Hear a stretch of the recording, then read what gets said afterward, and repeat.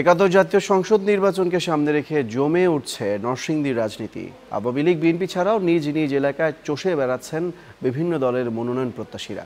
সভা সমাবেশ আর সামাজিক নানা অনুষ্ঠানে অংশ নিয়ে জানান দিচ্ছেন সম্ভাব্য প্রার্থিতার। ধানের শীষের ভোট ব্যাংক হিসেবে পরিচিত নরসিংদীতে আধিপত্য ফিরে পেতে বদ্ধপরিকর বিএনপি, আর আওয়ামী লীগ নেতারা চাইছেন জয়ের ধারাবাহিকতা ধরে রাখতে। আসন্ন একাদশ জাতীয় সংসদ নির্বাচন নিয়ে চ্যানেল 9-এর ধারাবাহিক প্রতিবেদনে আজ থাকছে নরসিংদীর রাজনীতির চিত্র।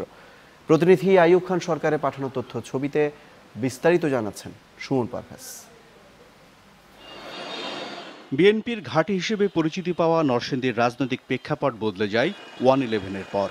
রাজনৈতিক মেরুকরণের ফলে ভিন্ন দিকে মোড় নেয় রাজনীতির সমীকরণ। জেলার 5 আসনেই বিজয়ী হয় আওয়ামী লীগ প্রার্থী। তারপর থেকে সংসদীয় এই আসনগুলো নৌকার দখলে। আসন্ন নির্বাচন সামনে রেখে শুরু হয়েছে রাজনৈতিক নেতাদের তোড়জোড়। মনোনয়ন পেতে দলের কেন্দ্র থেকে তৃণমূলে দৌড়ঝাঁপ করছেন সম্ভাব্য প্রার্থীরা। সদর উপজেলা নরসিংদী 1 সংসদীয় আসন। এখানে বিএনপির তেমন কোনো সাংগঠনিক তৎপরতা নেই বললেই চলে। তৃণমূল আওয়ামী লীগের সঙ্গেও বর্তমান সাংসদ, জেলা আওয়ামী লীগের সভাপতি প্রতিমন্ত্রী নজরুল ইসলাম হিরুর সম্পর্কের চির রয়েছে। এবারও আওয়ামী লীগের মনোনয়ন চাইবেন নজরুল। এছাড়া নৌকার হাল ধরতে আগ্রহী ফ্লোরিডা আওয়ামী লীগের সভাপতি আইয়ুব খান মন্টুও। আর বিএনপি থেকে আলোচনায় রয়েছেন জেলা কমিটির সভাপতি খায়রুল কবির খোকন ও যুগ্ম সাধারণ সম্পাদক হারুন রশিদ হারুন। স্বজনপ্রীতি, দুর্নীতি এবং বিভিন্ন রকমের অগ্রহণযোগ্য কার্যক্রমের জন্য সমালোচিত সেই ব্যক্তি কোনো মতেই মনোনয়ন পাবেন না। ভোটাররা যদি নির্ভয়ে নির্বিঘ্নে তারা ভোট কেন্দ্রে গিয়ে যদি তারা ভোট দিতে পারে পছন্দের প্রার্থীকে, তাহলে আমি মনে করি আমাদের বাংলাদেশ জাতীয়তাবাদী দলের প্রার্থী, আমাদের যে অনেক একাধিক প্রার্থী আছেন আমাদের সব জায়গায়, সেখানে সেই প্রার্থীদেরকে জনগণ বিপুল ভোটের ব্যবধানে বিজয়ী করবে। পলাশ উপজেলা নিয়ে নরসিংদী 2। 2014 নির্বাচনে আওয়ামী লীগের বিদ্রোহী প্রার্থী কামরুল আশরাফ ফুটনের কাছে হেরে যান মহাজোট প্রার্থী জাসদের জায়েদুল কবির। এবারও মনোনয়ন চাইবেন জায়েদুল। আর আওয়ামী লীগের মনোনয়নের দৌড়ে এগিয়ে রয়েছেন বর্তমান সাংসদ ফুটনের বড় ভাই উপজেলা আওয়ামী লীগের সভাপতি আনোয়ারুল আশরাফ দিলীপ।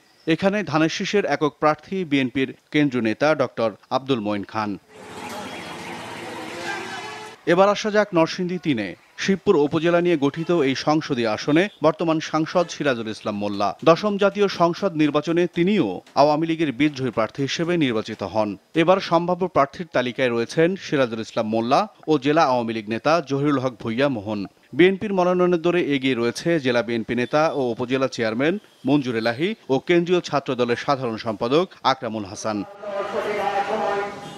আর মনোহরদী ও বেলাবনিয়ে নরসিংদী 4-এ সরকার দলের এমপি আওয়ামী লীগের কেন্দ্রীয় নেতা নুরুল মজিদ মাহমুদ হুমায়ুনের সঙ্গেও তৃণমূলের নেতাকর্মীদের বিরোধ রয়েছে।